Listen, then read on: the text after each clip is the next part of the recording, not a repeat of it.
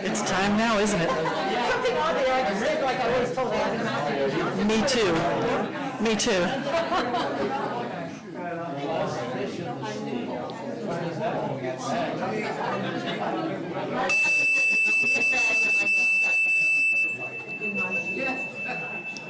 Good morning.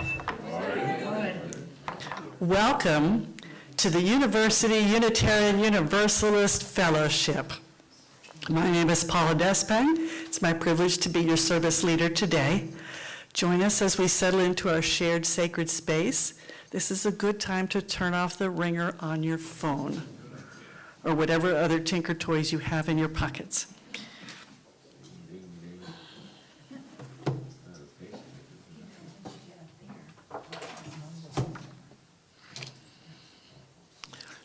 We may have some committees to report in. Do we have committees today? Committees.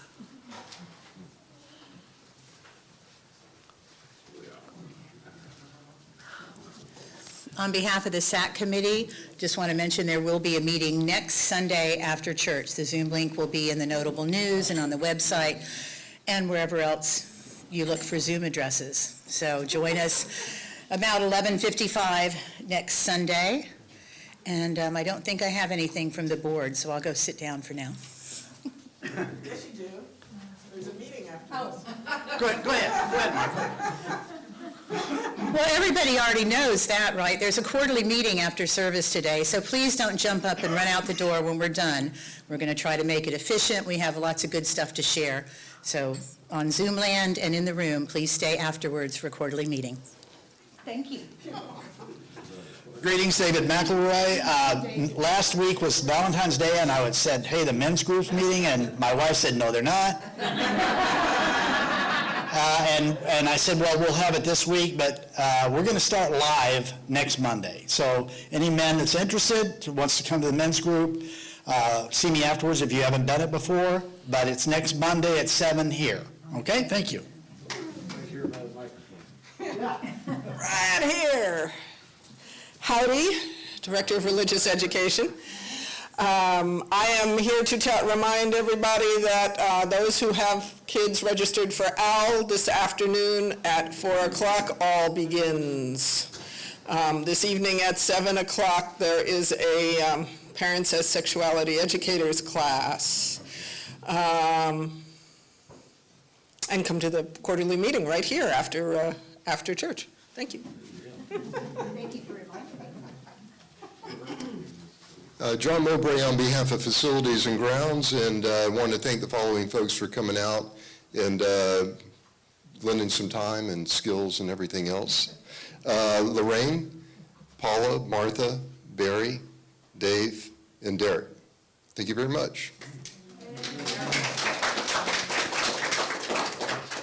Good morning. Kelly Buchanan on behalf of the Congregational Book Club. I just would like to let you know that we are going to start reading a book which is also a common read for the UUA, which is called Defund Fear by Zach Norris. So we haven't started yet, but if you're interested in joining the book club and participating in this particular read, just let me know. Thank you. The name of the book is called Defund Fear by Zach Norris. So let me know if you're interested. Up until recently, we've been meeting on Zoom, and we'll probably start that way, but it doesn't mean that we can't meet in person. All right, thank you. Good morning, I'm Reverend Tracie, and I wanted to remind you that we have a leadership class beginning on Saturday, February 26th. If you are a current leader, if you are thinking about leadership, if you are a leader outside of these walls in your public life, please sign up. It is going to help you be more grounded in your Unitarian Universalism and how that informs your leadership and what you do. It is not a space where the nominating committee is going to come poach people for leadership, so don't fear that. They might, I might give them names, but they're not going to poach. But there's a sign-up form listed in the Notable News, and it might be on the website. I'll have to double-check with Trista, but it is in the Notable News. Please sign up and come. It'll be Saturday afternoons in the back building from 1 to 3. And so it's like 6 sessions, and it should be really fun. Thanks. So Margie, from the nominating committee, so I plan on coming to these classes to poach some folks for, but really, you see the same folks week in and week out. I see them doing all the heavy lifting here, the Marthas, the Anns, oh my gosh, thank you back there, Patrick. I mean, do you ever miss a week? I don't think, what would we do? Anyway, we need everybody to help lift the load. And we're needing 2 new trustees. And if you have any interest at all, see me and I'll talk to you about what the requirements are. Basically, attend board meetings monthly and to assist the board, but I could give you more details. We also need a secretary. Thank you, Lorraine, for all of your work, and she's been great. And look, 3 years. That's, wow, those zip by quick, don't they? And we need somebody to help Sarah with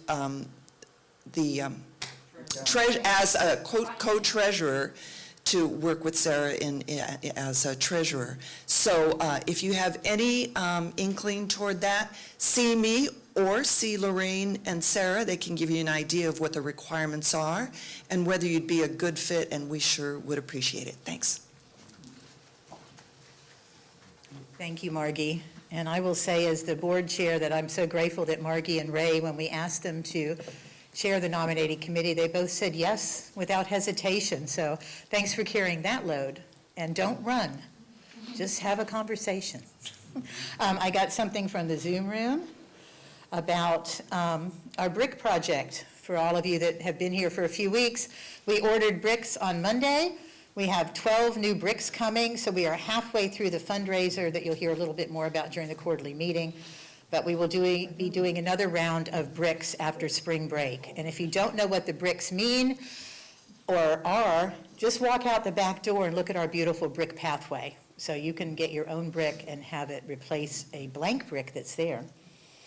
And choir practice. We are getting ready to re-energize the choir, maybe some live music as we move more and more towards getting back to normal. So Monday the 28th, I believe it's going to be at 7 right here. We'll still be masked and probably inside, but if you like to sing, you can join us and try it out. So, and let's all remember to keep our masks on except when we're at the mic, okay? All the way unless you're drinking. Better not be drinking too early in the morning. Drinking. Yes.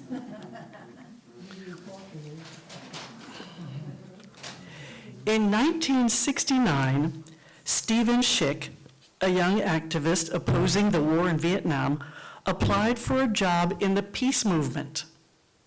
He didn't get it. What he did receive was a handwritten letter from Sandy Gottlieb, director of the Committee for a Sane Nuclear Policy. What an idea. That included the observation that what the peace movement needs is long-distance runners. Stephen claims that at first he didn't quite understand what Sandy meant.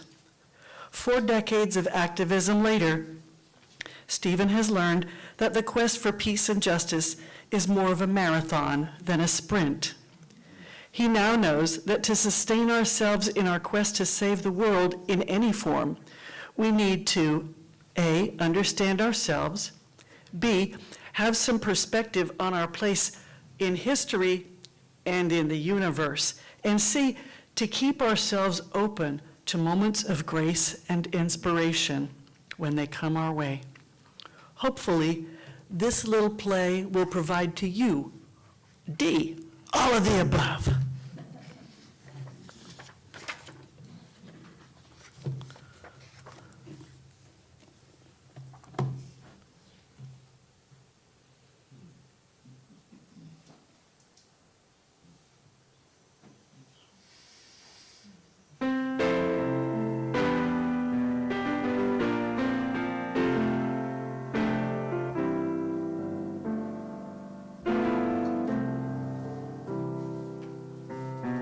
People want their lives to matter. Everyone wants their dreams to soar. Anyone can make a difference. Everyone longs for something more. Don't be afraid to put words into action. Show your compassion somewhere. Be the change you want to see. Make the world you want to be.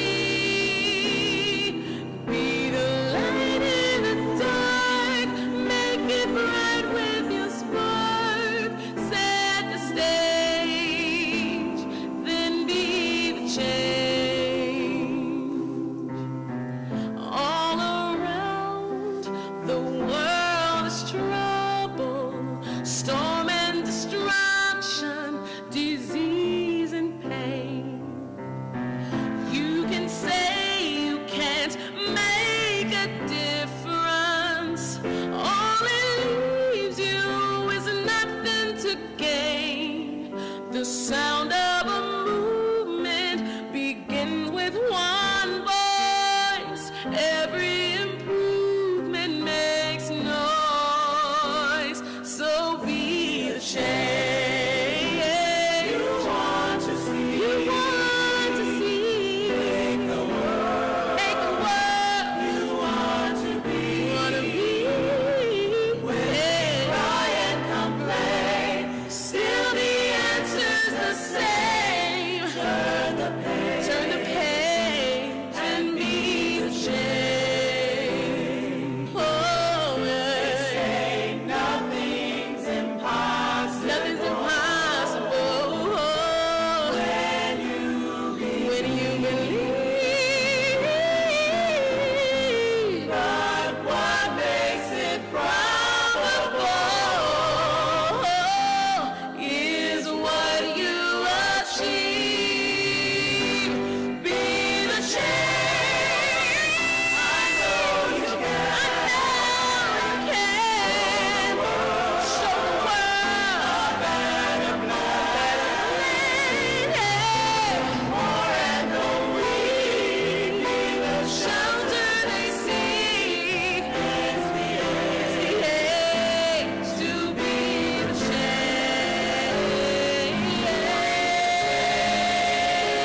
It's up to you. It's up to you. Make the world a brighter blue. I'll make the storm be gracious, be warm when you engage. You'll be the change. Let's arrange to be the change.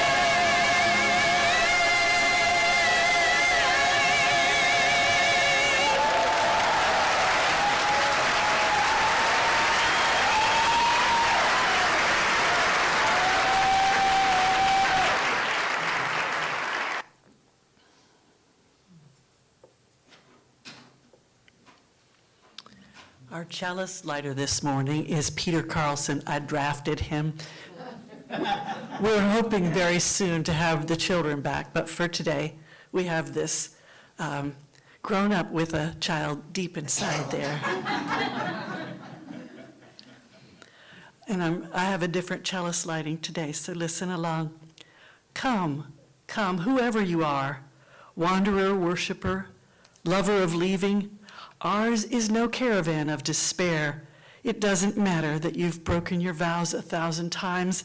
Still, come, and yet again, come.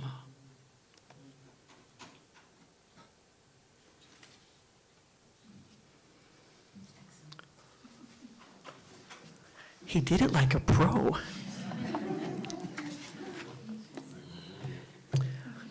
And repeat with me our affirmation of our relationship to each other. Love is the spirit of this church, and service is its gift. This is our great covenant, to dwell together in peace, to seek truth and love, and to help one another. Our speakers and topics and styles of program change from week to week. We have a minister here. She's with us today. But some weeks we don't have her because she's part-time in it, and that's good. That keeps us actively engaged more. So if you're a visitor, visit us some more. Learn who we are in depth, and then you can make a decision whether you'd like to be a permanent part of our community. And you're welcome to stay after today, even if you're a visitor, for our board meeting and coffee. That some people are a quarterly meeting, but some people are not bored by the board, but sometimes the board is bored. Well, anyway. No, I didn't say that. We share our joys and concerns with each other in this congregation, and I'd welcome you to come to the microphone. And if you're coming to us through cyberspace, we'll hopefully get text messages sent to Martha about that. She's going to have somebody typing the chat to her. So some of you may be aware, but I want to share with the rest of you, our beloved Mindy Simmons, who has performed here in the past, found out a week ago that she had a catastrophic illness and simply had days, and she passed Friday morning. She was surrounded by her family. She held deeply to her transcendentalist beliefs and was filled with peace and love the entire time. So please keep her family in your minds and hearts, and her congregation and some of our colleagues. Reverend Amy Carroll Webb was very close to her, and this has been devastating for her. I will let you know if there are any words of a memorial. I am sure there will be something available online, and if that's the case, I'll make sure it gets in the notable news and all of that. But I wanted to be sure that you all knew. It was very sudden. The colleagues found out Wednesday, so this was very quick. But she felt in a good place when it happened, and so love and peace to her and her family. Thank you. Good morning, Michelle Flores. My joy is that my youngest applied for their first pre-college program and found out this past week that they got accepted, so they are super excited.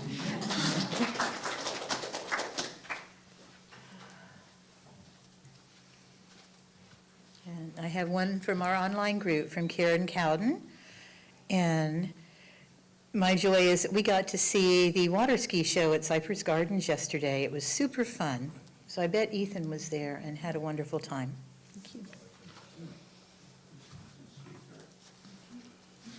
A lot of y'all know my son Jake, middle son. He works in the back with the kids, but he graduates in May, and he went out to Seattle and staged at a restaurant, which is like an internship for one night. Had a really great experience. The executive chef offered him a job right there. So probably June, July timeframe, we're empty nesters now, but we're going to be one less in the Central Florida area. But yeah, thanks. Maybe he'd cook us a goodbye. I suggested maybe he'd cook us a goodbye meal. So we'll see. We'll see. I have one more from online from Happy. Wait a minute, people. I am grieving for the tensions in Ukraine. I have friends and colleagues there, and they are tense. I wish the best outcomes.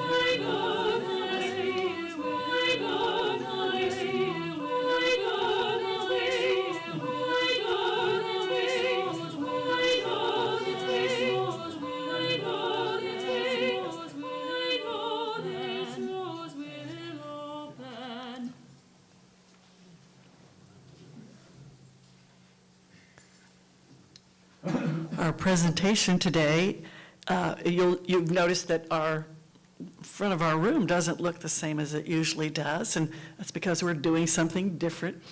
It's a sort of a play, but it's kind of unrehearsed, so bear with us.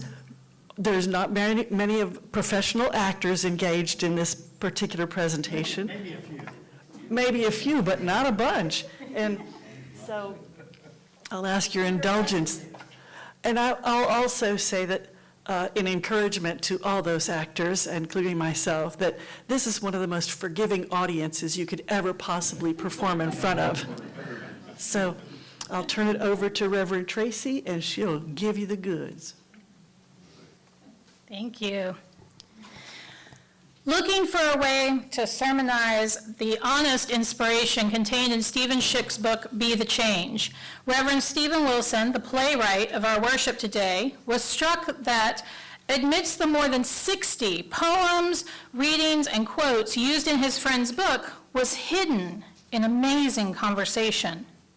Without knowing exactly what would emerge, Wilson began to chisel out and script dialogue to create one of those dinner parties we are occasionally asked to dream up. You know the type. One of those where you are asked to invite for dinner anyone, dead or alive, if you were to add to that question that you were feeling downtrodden by the troubles of the world and wanted some strengthening for your inner activist. Well, this is one version of that event. Let's begin. Now, from the pages of Be the Change and Often History, we have invited to our imaginary dinner party the Buddhist monk and Vietnamese peace activist Thich Nhat Hanh, played by Evelyn Shyland. Will you please come forward and take your seat?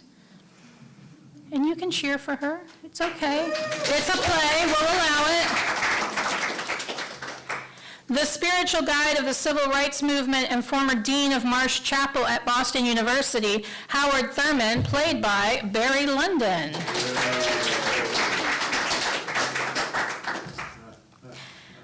The 13th century mystic, and to this day one of America's best-selling poets, Jalaluddin Rumi, played by Paula Despang. The regal African-American activist, author, and former poet laureate, Maya Angelou, played by Martha Kirby.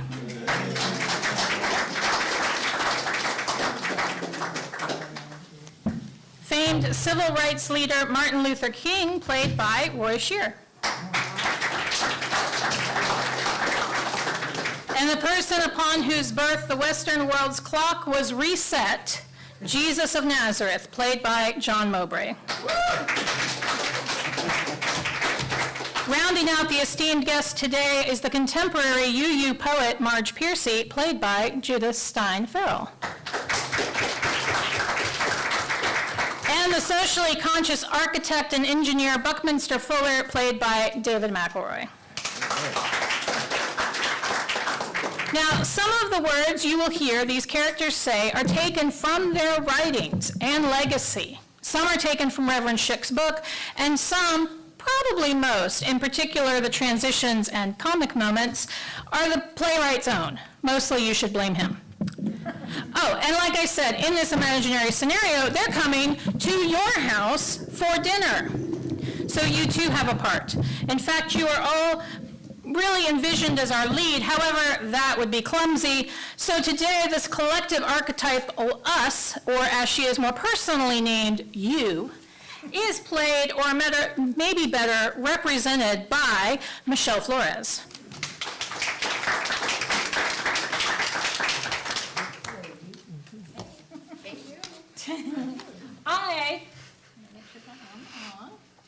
I am simply the narrator, providing stage directions and working hard to sound important.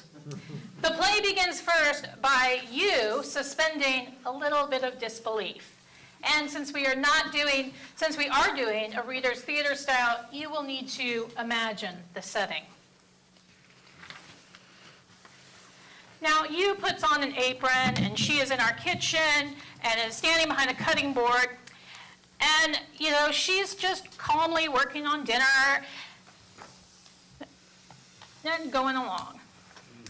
You find yourself, in this case herself, stirring about at home in her kitchen, drinking a little wine, chopping some vegetables for dinner, and listening to some music she has loved for years. When spotting the pile of mail yet unsorted, you puts down the wine and begrudgingly begins to sort through it and comments on it. Surprise, surprise. A bill, a request for a campaign contribution, another bill, a coupon for an oil change, and another request from a nonprofit, and another bill. Great. Geez. All these bills. Can you believe this?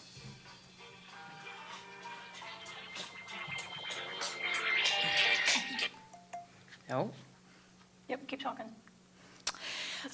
Hello? Oh, no, thank you. Yes. No, I was not aware that the polar bears were melting. I had just thought it was their ice. That is terrible. And yuck. Well, I don't know what the polar bears will do without me, but I have a policy of not making contributions over the phone. How about you mail me something about their plight? I always do something with the mail I receive. Why does it feel so hard to accomplish so little? What will the polar bears do? WWTPBD. WWTPBD? What I really want to know is what Martin Luther King would do. Yeah, WWMLKD? Hello? Hello, this is your subconscious. Huh? What would Martin Luther King do? You're about to find out. What? Over here. I just dreamed you up not only MLK, but 7 of the world's most famous, thoughtful activists and poets for dinner tonight. Wait, you're my subconscious? Yeah, and I just dreamed you up Martin Luther King and a whole bunch of others for dinner. I am? I thought you were the narrator. Yes, I am, that too. But what is important is that in about, 10 seconds, your party begins, and well, those last few vegetables are not going to chop themselves. Oh, okay. Your first guest has arrived. Thich Nhat Hanh. Wow. Thich Nhat Hanh slips off his light sandals and hands you an empty begging bowl. Thanks, Mr. Hanh? Mr. Thich? Thich Nhat Hanh sits down, attempting to cross his legs into the lotus position. Thich Nhat Hanh tries to cross his legs. Mr. Hanh just sits. And as Thich Nhat Hanh sits, Marge Piercy comes in, attending to something in her hand. I intended to make a salad, but I got distracted down at the seashore, looking at the ripples of the waves, and then, of all things, a grasshopper. Marge sits down and begins quietly talking to and greeting Thich Nhat Hanh. And as the poet Marge Piercy sits down, a secret door opens, revealing Jesus. A secret door magically opens, revealing Jesus. When I asked you what to bring, you said, just bring yourself. So, Bread here and I wine. am. Holding bread and wine. And just as Jesus settles in, Rumi enters, spinning around in dervish circles. Hey, Rumi? Yeah, this being human is a guest house. Be grateful for whoever comes, because each has been sent as a guide from beyond. I am grateful. Thanks for turning up. As Rumi sits down, Martin Luther King Jr. and Howard Thurman enter together in serious and deep conversation. Clearly, they are close friends. Welcome, Dr. Reverend King and Reverend Thurman. Hey, Reverend King, welcome. Reverend Howard Thurman, thanks for coming. Martin Luther King Jr. and Howard Thurman? Martin and Reverend Howard Thurman are equally dismayed as they are white. All three look at us in disbelief, and yeah, well, what can I say? Sadly, there aren't enough African Americans in our UU churches to cast from. Believe me, this is not part of any dream I had. Well, it hardly feels like mine. And then the regal Maya Angelou walks in. Maya Angelou, is that really you? Well, again, sadly, there are not many African American women in our congregations either. Let's call it poetic license. Very simply, with hope, good evening. I thought you might like one of my books, Letters to My Daughter. Well, as you may know, I never had a daughter, so let's call that poetic license too. As Maya sits down, Buckminster Fuller enters. Thanks for coming, Buckminster. Buckminster?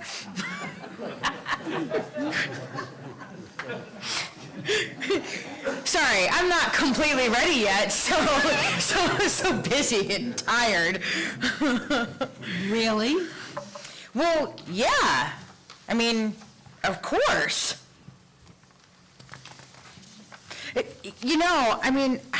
I've just been flat out. Like, the kids need rides everywhere. The dog is always at the vet. And I can barely make it to church on Sunday.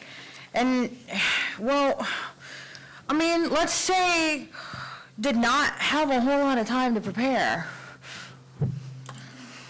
Hugh continues to frantically scurry about with napkins and silverware and tries to get to set the table or area. While Hugh rushes to set up, she asks a manic series of small talk questions. So, what are you driving these days, Buckminster? I don't. Mr. Thich Nhat Hanh, who do you think is cooler, you or the Dalai Lama? Hey, Maya, have you seen much of the Clintons? Stop. Relax, take a breath. We're happy to be here, and the food and all that's great, but That's all really secondary to us getting to know you and seeing if we can be of any help. Speak for yourself. I heard something about a meal. Don't mind him. It's just been a long time since the Last Supper.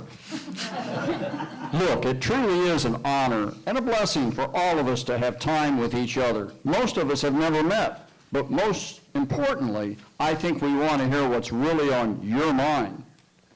You do? I mean, I'm frustrated. I guess that's it. Maybe even frustrated, headed towards resigned. Oh, that's kind of hard to admit in front of all of you. Good, finally we're getting somewhere. Huh?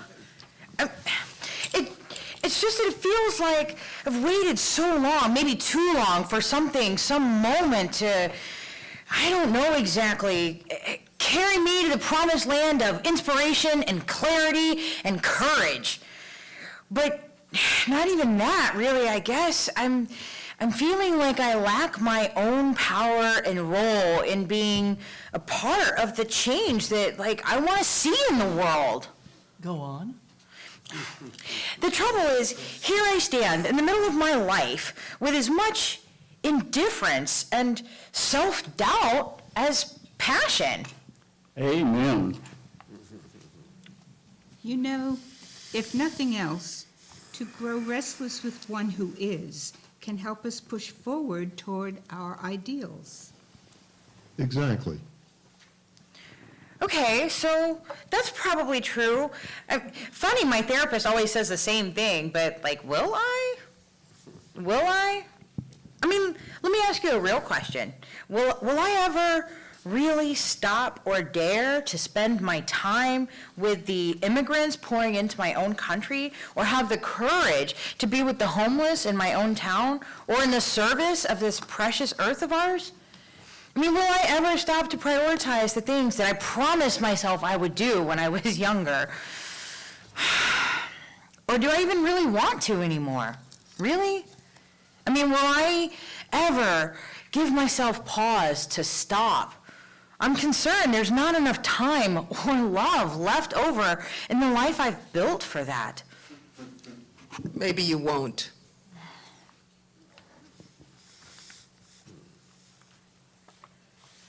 Marge is right.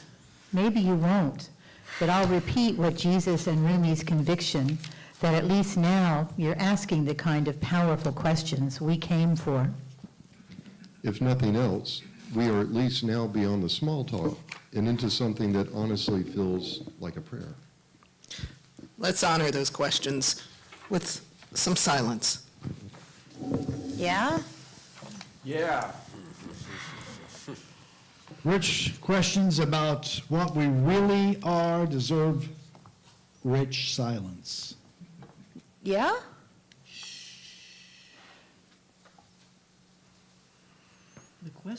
The questions you are holding yourself to really feel focused in on your weaknesses. If you flip them over, they also speak to you best, speak the best of you, don't they? I guess they do.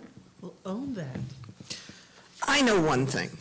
When we come to realize that the lives we are living are only approximations of what we seek, we begin to take the first painful steps to free our souls. And then, when free, we would all fly up like doves. Look, I don't want to sell myself too short. I've done my share of good things. I still do, but... But that clearly is not enough for you. Is it? No, it's not. But I want to know if I will ever risk my comfort to comfort others, or to create anything like the legacies you all have. Well, again, obviously, we don't know yet.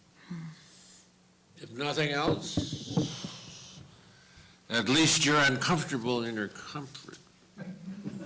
Now, that's a good start. Yeah? Yeah.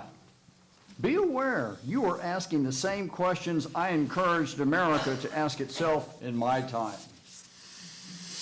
And I commend you.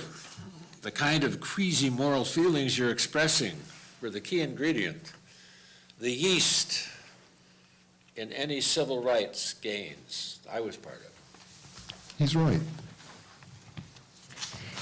I want to be clear, I'm not suggesting that my intellectual commitment to my values or political or even religious outlook is at risk. It's just that, well, I'm finding it harder and harder to care.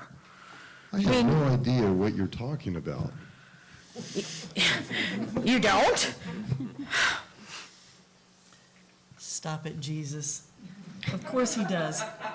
It's well documented that he wanted to give up too. Did they really write that part down? Yes, they did. And your moments of vulnerability are among my favorite parts. See, even Jesus weeps. Look, we all more than get you, right? Yeah. Yeah, really, sure. Those questions about who you are and what you should do really are among the most transformative questions a person can ask. Those are my dad's favorite kinds of questions. Sure, okay, I get that. It is just that. I've spent so much time trying different things out, asking different questions to find myself, that I fear I have in ways distracted myself. Maybe even pretend I didn't really know what I always known, what I wanted to do with Our one wild and precious life. Yes, exactly. I suspect it is because I've been scared of what it might demand of me. Wow. I agree. I hear you. Not so much probing for answers as to what to believe, or even what you believe. Yep, in just being here for 5 minutes, I can tell you that you know what you believe. You are questioning how to live up to and live out of more fully your deepest values, amidst other conflicting demands. Yes, yes, yes. And you know what? No, what? Those kind of questions should not be undertaken on an empty stomach. Right, Jesus Christ. Right, dinner. I'm sorry, Jesus. You're all here for dinner. I do have at least some appetizers ready. Excuse me. She dashes back into the kitchen. Wait till the people at church hear who I had over for dinner. Grabbing a plate of appetizers, you primps as if into a mirror, but really, out to you guys. I bet none of them ever had a dinner guest who has his own swear word. She re-enters the parlor, again, a bit more relieved and peaceful. I apologize for my nervousness earlier. I'm sure you've all heard lots of this kind of wallowing. Look, I'm not as persistent as any of you, and I'm not even trying to be as noble as any of you, but, and this is hard for me to admit, but frankly, I have to confess, I'm tired of breathing in all the news. Every time I look outside in my own little world, if it's not the declining economy, it's an earthquake. And if it's not another climate change disaster, it's a new war. And if we're not bombing someone, we're bailing out the banks. I just want the onslaught to stop. I can't bear it anymore. Just to list all that needs transforming wears me out. Of course. Sure, me too.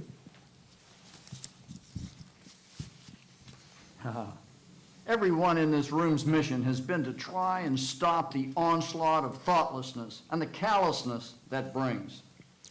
Just today, I bet you the TV has brought you war, faces robbed of resilience, eyes drained of hope, brows plowed with anger, and mouths frozen in silence. Sadness. And that was just footage from the latest Tea Party rally. Jesus, cut it out. This is serious business. She feels trapped by all there is to do. 700 years ago, there was no less pain than there is today. When I was a kid in the 13th century, we did not have global warming or war footage on TV, but let me tell you, we had Genghis Khan and his armies moving westward, conquering and brutalizing everyone in their path. My family was lucky enough to be well enough off to escape, but like today, war, injustice, and uncertainty were then, like now, never far behind us and never far out of sight. Wow, Genghis Khan. In my lifetime, in just the last century, I, as a boy, saw good people being lynched. Yeah, of course you did. You all faced amazing challenges. That's why I dreamed you up. So, how did you all keep the world from bringing you down? Oh, the world never brings us down. Oh, I've never felt under assault or wanted to give up.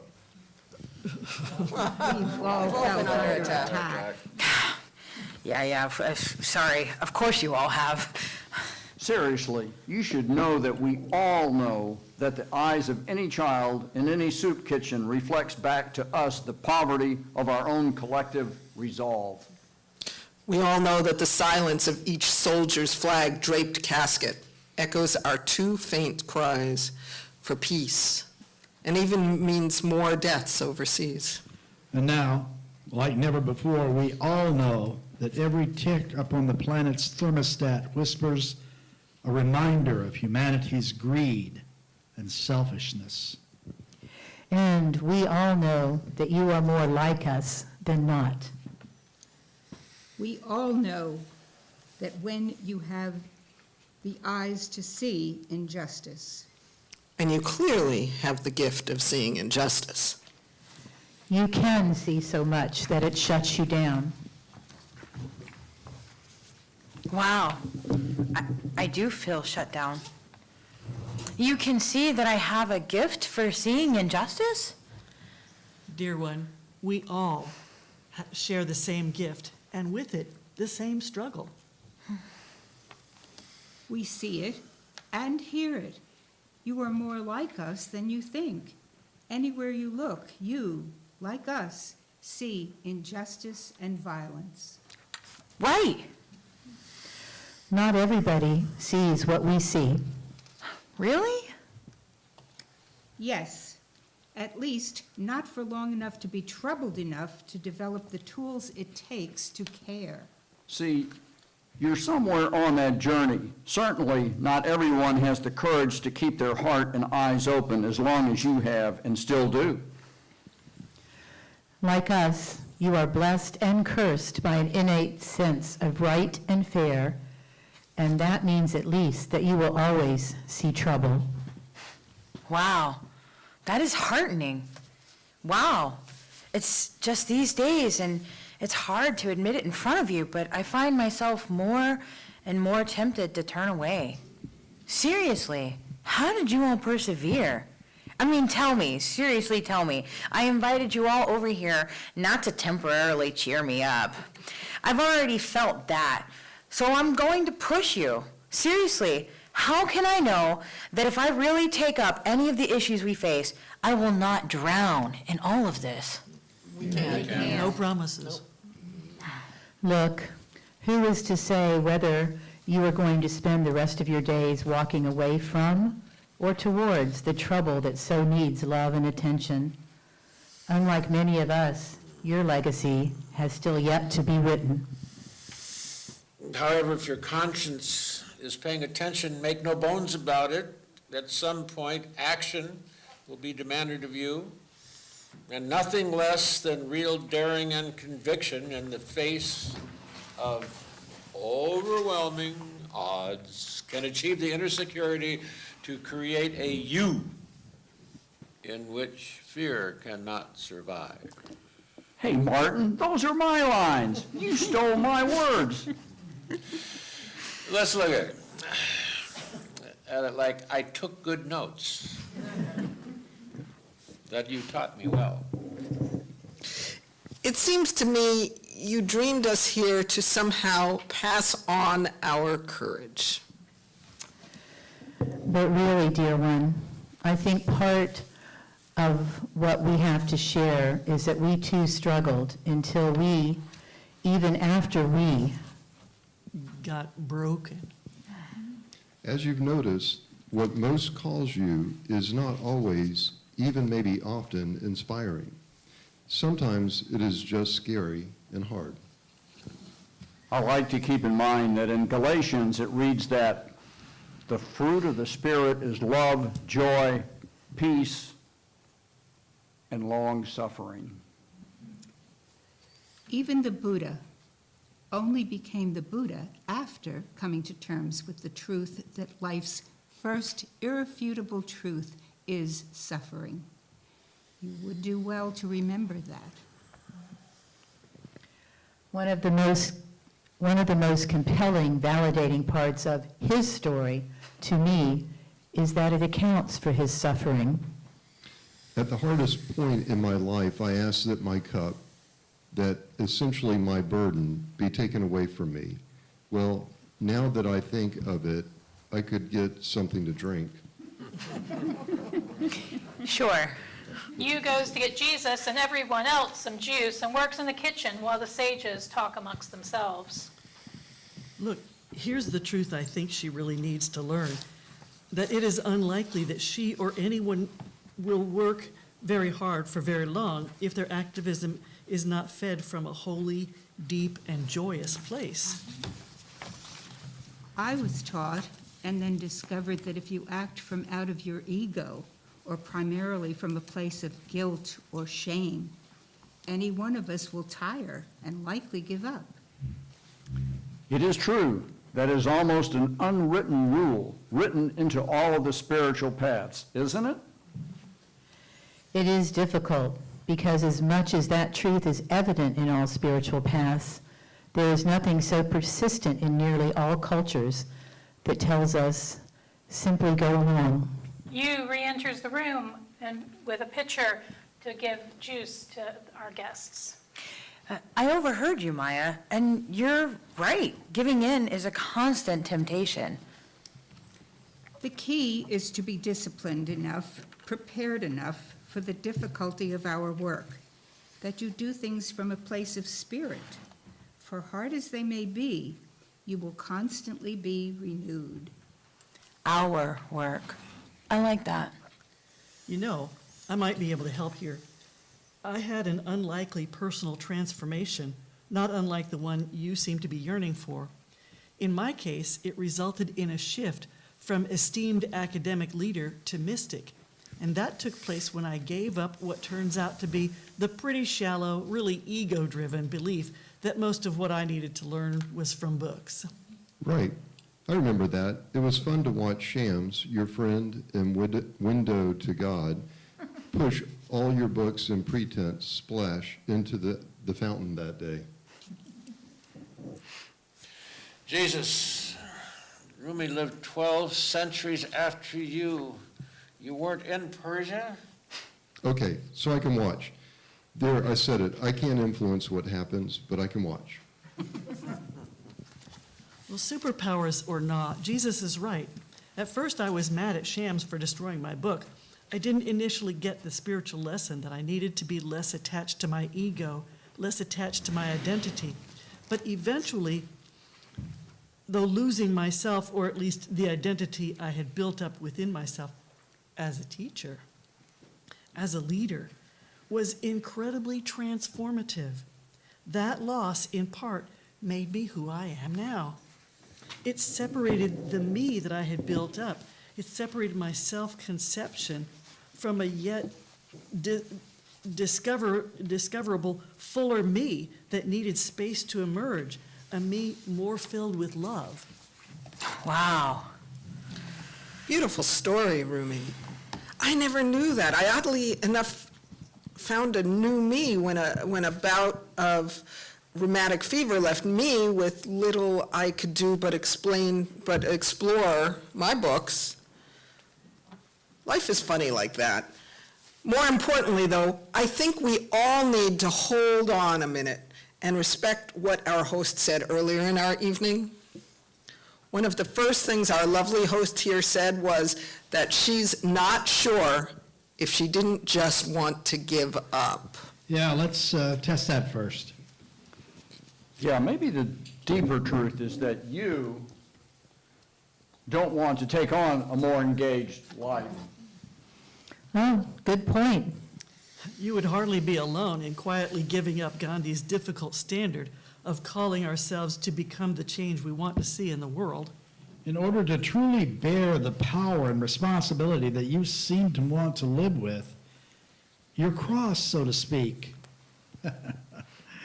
you have to know first that you don't have to pick it up. How about this? Before we spend our time pushing you into action or filling your heart with reasons to care if you don't, I think I would like to run what Buckminster here would call an experiment. You interested? I guess. Ready. Okay, Martin, stand here with me. Would you please stand up? Thich Nhat Hanh and Jesus, would you please stand up? Okay, with Jesus, who some consider the Son of God, standing right in front of you, and likely the most famous civil rights activist of all time standing before you, and perhaps the most famous Buddhist peacemaker since Buddha by your side, you are granted permission by us to do nothing. Martin, relieve her of her prophetic conscience. Martin grabs her by the shoulders.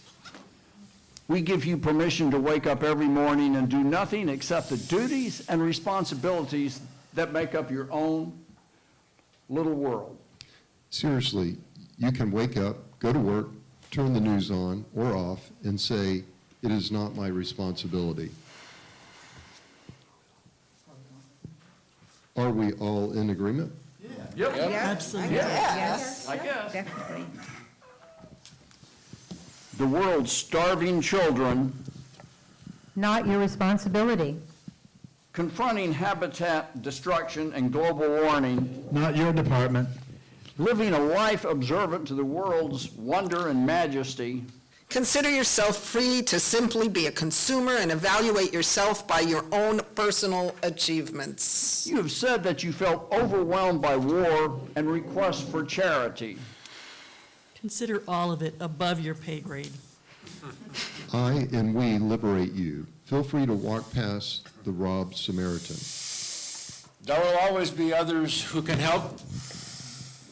Make it your new mantra to say, I am the only one.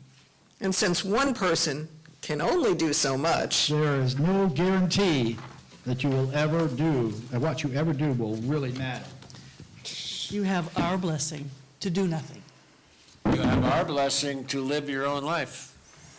Your life is given to you as a gift. You are given your own free will to do what you will with it. Knowing that you cannot do all things, you're free to turn your back on all that you could do. Repeat after me. Come on, we are giving you an out here. I am not going to hold myself responsible for all that I could do. Excuse me? You races back into the kitchen, disturbed, embarrassed, pacing, angry, restless breathing, heavy, and talking to yourself. What a jerk I am. I have the bleeping Justice Super Friends in my living room, and all I can do is complain? At the same time you escapes to the kitchen to fret, the sages head to the parlor, and equally uncomfortable are both finding their seats and stirring about, saying in very short sequences, that didn't work. That was too much. I think we overdid something. Yeah, a little overdone. Maybe we overwhelmed her. Let's just give her a minute. while the sages are debating, you is pacing about the kitchen uncomfortably. Just stop and take a deep breath. I have the eyes, see the injustice, and now I just need the tools not to let it win. Having gathered herself with a couple more breaths, she walks back in with a bowl of salad, and she walks with a renewed sense of conviction. Look, sorry to crack. I do care. I really do. I'm glad to hear that you think I share that with you, and I want to keep caring, and I'm here to listen. Those values you invited me to toss away, they really are the ones I've always held. I deeply want to make a difference. I guess it's just that I want my efforts to make a difference. It's just that in my busy life, sometimes stopping to care about what I really care about feels more burden than blessing. And worse, that it doesn't matter. Careful. You have seen how immobilizing that fret can be. You're right. I said all that already. I just can't help but see, no. We all see how many problems there are. Look, I don't want to retreat. Please stay. I don't want to give up. Here, Shoving Jesus. the whole bowl at Jesus. Have some salad. Look, we'll stay. It sounds to me like you've invited us here not to change your values. Take another deep breath. Remember, you've got the values you need. You dreamed us here to rekindle your passion. In a way that can sustain you. And you should know right now that we really can't with certainty do that for you. Well, maybe he can. No, sadly, my powers are limited to being an inspiration and modeling the holy. But maybe even if we can't do it for you, maybe we can offer you some hard-won wisdom. It's funny that Howard called out our challenge to you and experiment, because I performed something like it on myself as a young man. See, when I was 22, I was a bit lost.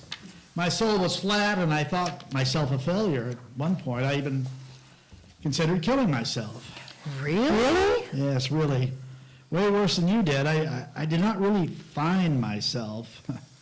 I did not become the desert sage of modern techno-ecology, or however I might be described, until I, in a way, gave myself or my identity away. This all began to change when I decided to make a leap of faith. Well, a leap of doubt, really, and go on a 2-year silent journey. Essentially, I decided to give myself life over to the experiment of discovering how modern technology could free the human potential. I went so far as to call myself Guinea Pig B. You see, having lost hope in my old self, I was desperate enough to try on myself my own experiment. I searched inside myself to see if I could try to find inside me something, anything that might help advance the evolution of humanity. Wow. And thankfully, this experiment worked. I'm probably the most famous for creating the geodesic dome, and I can't even say it. Anyway, I invented it. And pioneering the whole new way of bringing ecological and technological thinking together. But what I also created was a new, cleaner me, outside my own ego. Perhaps that was my greatest act of engineering. Wow. You know, only when I began to see my life as an experiment, looking at myself as a tool designed to benefit all people, did I myself become useful and peaceful. Wow, I never knew that. Most don't. Most of all of our transformations, those moments before we become who we were remembered for, are often hidden. Am I right? Yeah, mostly. What you should remember is that one image, one brave act of resolve or action that we can remember or believe true about ourselves can be an anchor, a keel that can really change the course of our life and of history, just like with Buckminster. Just like me. I believe I always more or less had the same values, and a lot of the same values you and we all do. But I often wonder, and have even prayed about what would have happened had I not been asked to lead the Montgomery bus boycott, or had I said no. That act changed the path of my life, made it harder, but made me deeper. Wow. Thank you. Please give me a minute. You quietly walks to the kitchen to both say a prayer and get the next course. And now, you really are a part of this. As you're willing and able, please read the responsive reading with us. Spirit of my exploring heart. You'll be next, hang on. That's for her. Sorry. Spirit of my exploring heart, help me walk where my deep-rooted questions rise up through the illusions I have created to protect and comfort me. Barefoot and sometimes trembling, let me honestly feel the pain of our inhumanity. Let me face the unknowns of my life, assured that all my questions and even doubts are natural. And let that knowledge mix with my own courage, one sacred moment at a time. And help me learn how to live peacefully when war and anger rage, how to do justice while greed consumes resources that could sustain us. help Help me to remember that I can trust my behavior if I free myself to really listen to my conscience.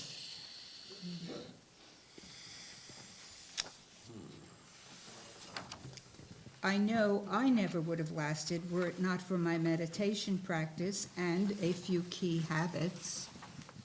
It hardly got the press that lighting yourself on fire did, but during the war in Vietnam, many of my fellow monks and I, those of us actively protesting the violence, would retreat to the woods to renew ourselves on the raw peace that is to be found in nature. It was a necessary counterbalance to how difficult the work was.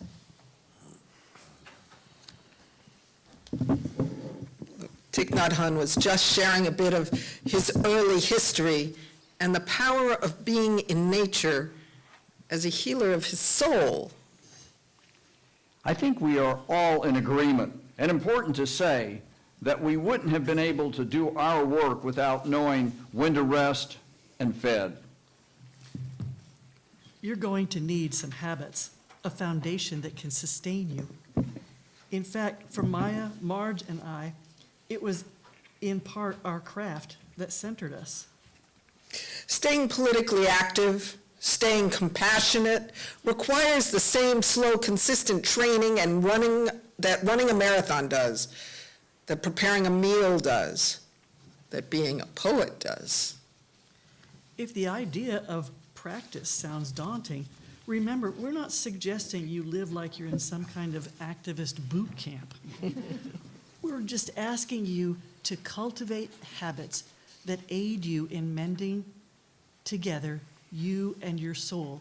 It's essential that you find a ways to remember you back to your soul's deepest convictions on a regular basis. I believe that at each person there is a calm inward sea where one can discover their own infinite self-worth. And Discovering and living from this inner silence, oddly enough, allows us the power to move, to more effectively, willingly, and lovingly challenge the other powers that say there is not enough freedom and resources to go around. So you all think that my willingness to be still and quiet will be correlated to how active and powerful I will be on the issues we find valuable? Oddly enough. Yes. Think of your heart as a metaphor. Your most vital organs live in darkness, keeping you moving by quietly and undramatically contracting and expanding. Our hearts can remind us that life-sustaining work is sometimes done best in the dark, out of sight places. Remember also that all new life is formed in dark, quiet rooms. Embrace the silence and the dark as a means of being more active and as a way of getting at your real feelings. You know, more than half a tree is spread out in the soil under your feet. I like what Bishop Desmond Tutu says. Every day I wake up and pray for an hour. If I have a busy day, 2 hours. I like that. See, even on a day like this, when you were so frustrated that you dreamed us all here, you can still smile. And more than you think can depend on simple things, smiles. They not only send a message of joy, it can even, in its own way, help to be a tool to assure that you continue to practice loving kindness when you are confronted with frustration, anger, and hatred. Because certainly you will be. Right. Even on the tough days, practice faithfully your half smile. For whatever troubles we have seen, you will see again. Practice smiling, figuratively and literally, so the lines remain attached and elastic. Practice so you can feel the lines on your face quiver, the corners move, and your heart lift with your full smile.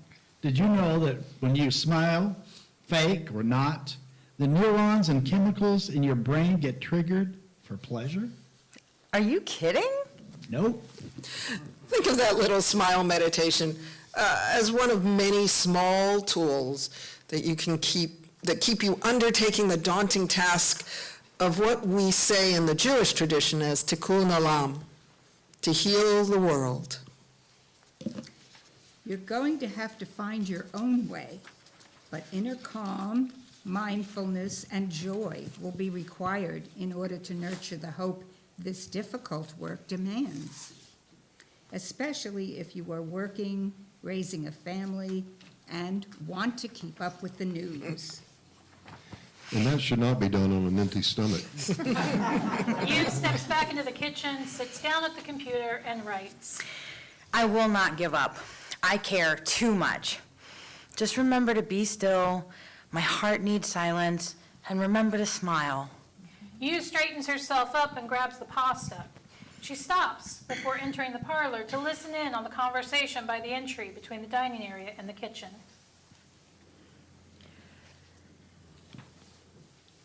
There are certainly a lot of people in her generation who want to go back and fight the battles that have already been won. That is true of every generation. It was true in mine. But it is more than true. It is crucial that every generation understand that they and only they can address the problems of their times. One generation cannot live another's battles.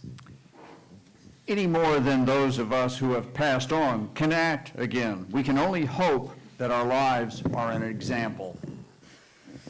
Each generation, each culture really, gets to stand in its own moment. Each new generation, and only each new generation, gets to stand on the exciting edge of history. Just like Martin and I stood on the edge of our times, every person, every generation really gets their own specific, rare, fleeting moment to act. Only one shot at being God's hands and feet in the world. I believe people look back way too often for clarity. I think that might have been my greatest critique of my own religion.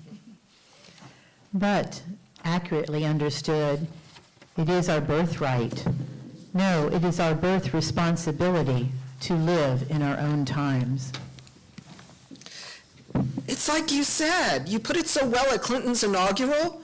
Lift up your eyes upon this new day breaking for you. Give birth again to the dream. Maya, please allow me, women, children, men, take it into the palms of your hands, mold it into the shape of your most private need. Allow me, I think I can finish Maya's poem from the inaugural. Sculpt it into the image of your most public self. Lift up your hearts. Each new hour holds new chances for new beginnings. Wow, that was beautiful and inspiring, albeit different a way to approach it. See, as a scientist, I find that when we train ourselves to remember that we are part of an endless cycle of nature and history's evolutionary successes and failures, then Allow me to give you where I think you're going, a religious spin. We take a few steps more towards being enlightened enough to know that the limitation of being able to only live in our own time is a gift. that's about right. As the very wise Kung Fu Panda teaches, that's why we call it the present.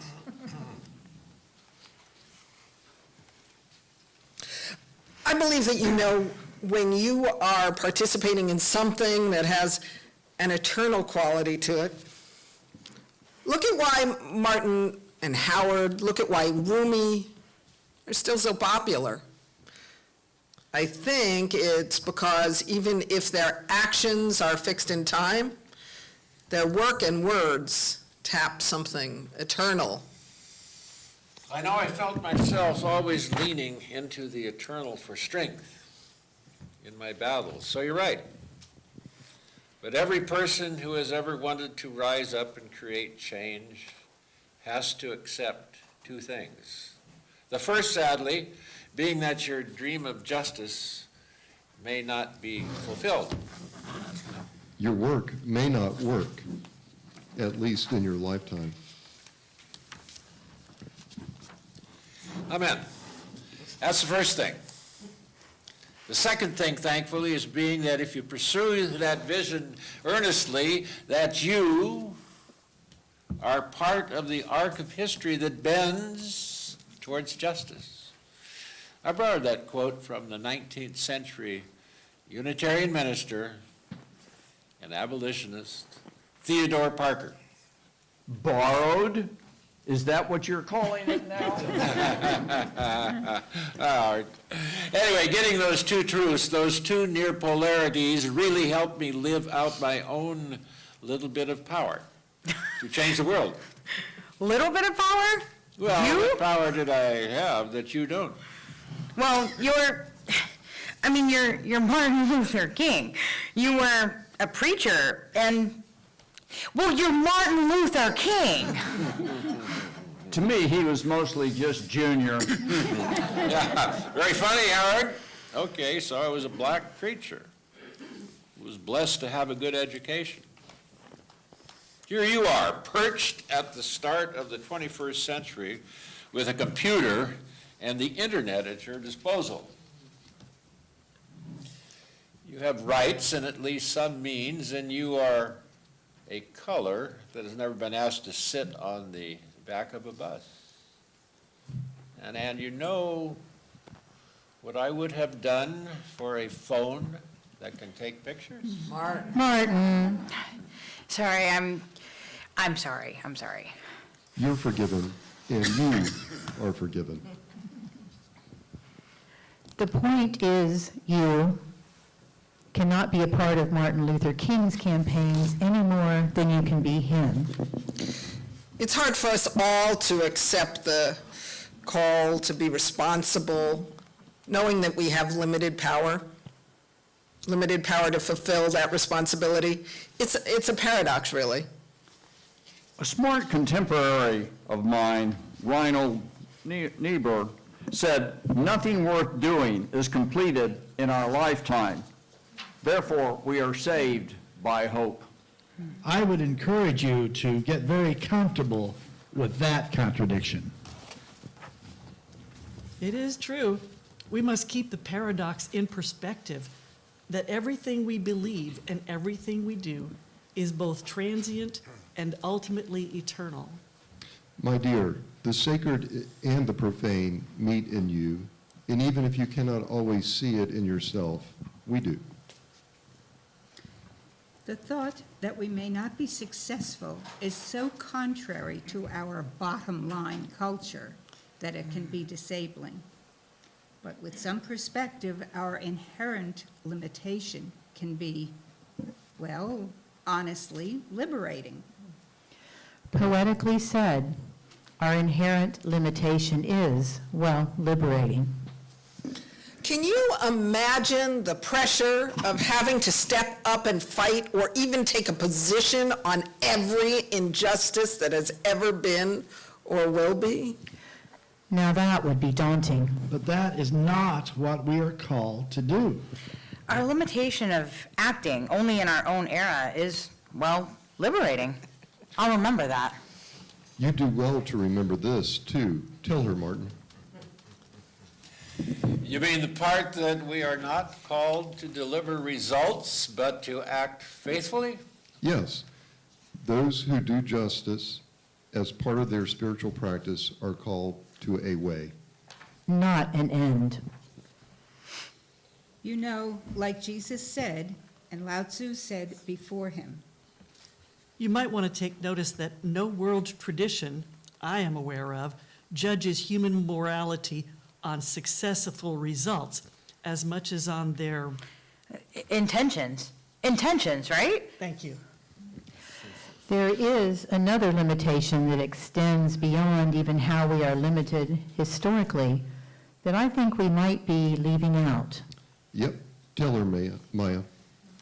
We are not asked to fight every fight across time, and we are also only asked to stand up for justice in our own way. Right. What do you mean by in our own way? Well, every human being naturally possesses some powers and gifts to initiate positive change, pursue justice, make a difference, right? But clearly, everyone can only really effectively do that in a few somewhat limited ways. I, for example, could not have designed the alternative models for life that Buckminster here did. Any more than I could be, as Maya was, civil rights movement poetic heart. Look, Maya, Marge and Rumi are poets. Howard and I are preachers, and Jesus is, well, being surrounded by UUs. We don't have enough time to discuss that. A carpenter, a fisherman, a son of a few parents in an alternate family.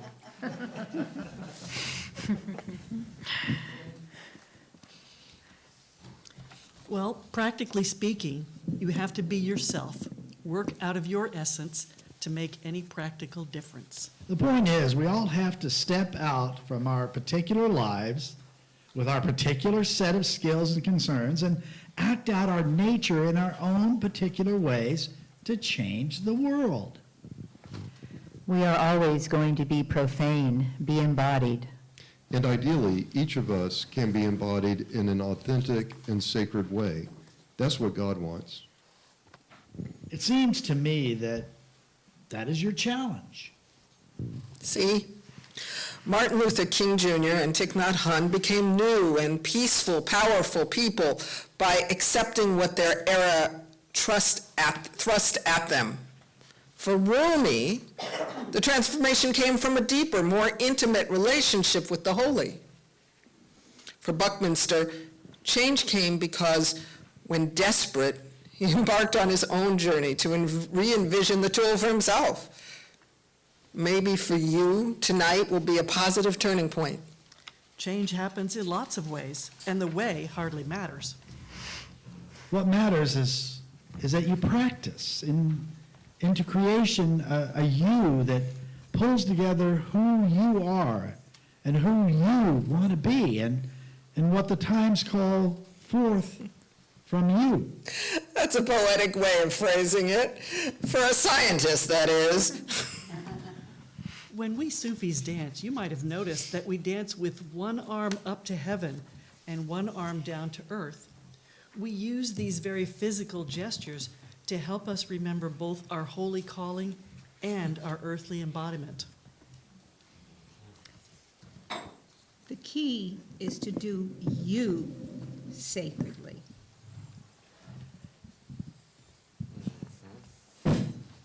I like what Doug Hummerjold said. We are not the oil, we are not the air. We are merely the point of combustion, the flash point where the light is born. That's well said. Yeah, I like that. It's a good summary. To find meaning in our own lives, we really both try to become a means and not an end, become the flashpoint where our uniqueness meets a holy and prophetic end. That is what I was getting at when I said, when they said, I said in the Gospel of Thomas, if you bring forth what is within you, what you bring forth will save you. If you do not bring forth what is in you, what you do not bring forth will destroy you. Well, that is certainly a motivator. Remember, I did not do everything. I was a carpenter, a prophet, a healer, and I suppose a shepherd too, but only of humans. I wasn't a farmer or a merchant or a tax collector, or even, with the exception of one wedding, a winemaker. I was not called or asked to be any of those things. So, what gifts do you have to contribute that are important and represent you? Yeah, we're all curious. What is it you want to do and can do to steal Gandhi's line, to be the change you seek in the world? If I heard you right, what I will combine with my own times and gifts to become is impossible to fully know. What I can tell you is that I'll be on the lookout. I'll be experimenting with what feels right and feeling my way to the wrongs I find unavoidable and find a role that seems to more lift me up. Rumi stands, and while laughing at himself for being so redundant, gracefully and comically gestures again the release of a bird. Like a dove. Yes, Rumi, just like a dove. Thank you all so much. I'm feeling a renewed spirit and energy, even oddly, a new patience because of all of you. Thanks for coming to dinner. You should feel good. After all, you didn't just ever so quietly give in. Feeling adrift, you cared enough to dream up and out for succor. You didn't just quietly give up one of the hardest and most frustrating dreams there is to dream. You trusted that being engaged, living life with a temporary but eternal purpose is the most blessed purpose and calling one can live with. You knew the reward for spending your life on what really calls you to bring, what really calls you, brings you the possibility of feeling the eternal move in you. Yes. Yes. You know what? You all have been a big help. In the days ahead, I pray that I will have the courage to welcome the wisdom you've left with me. Thanks so much. You'll all have to come back. Come back knowing that you might break your vows 1,000 times. Come, call yourself back to your highest resolve. Come back to a better self, a better life, and a better world. Come, come, whoever you are. Come, Come, whoever you are. Wanderer, worshiper, lover of leaving, it doesn't matter. Ours is not a caravan of despair. Come, even if you have broken your vow 1,000 times. Come, yet again, come. Come. Thank you all. Let's give it up for our wonderful performers.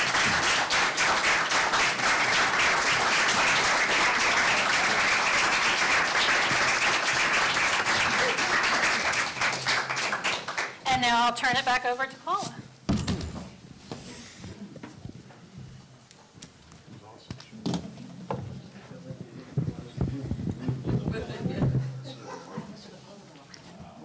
Do what? We'll have some closing music. I think there's something on tap here. Okay, finish Charles first, then the closing music, yes. Okay. We extinguish this flame, but not the light of truth.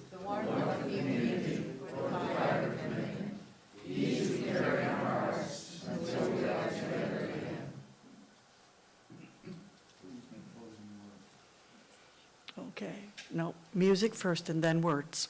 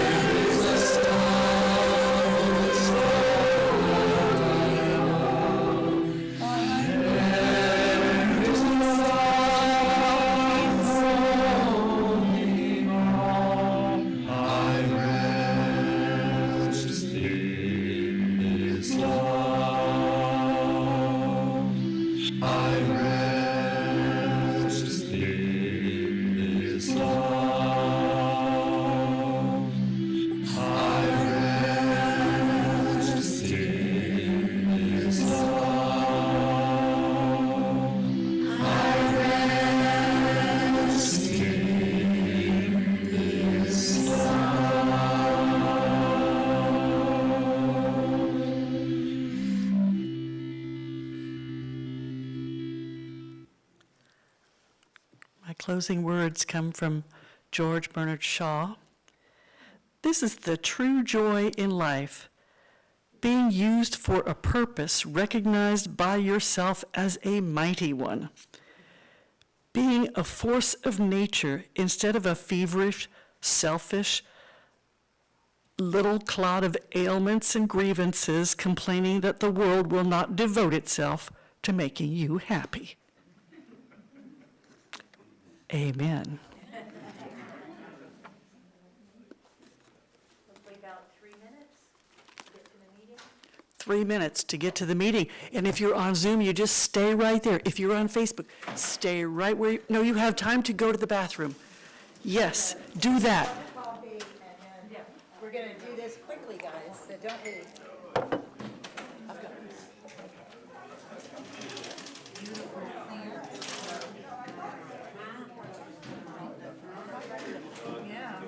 Pretty amazing. If you like.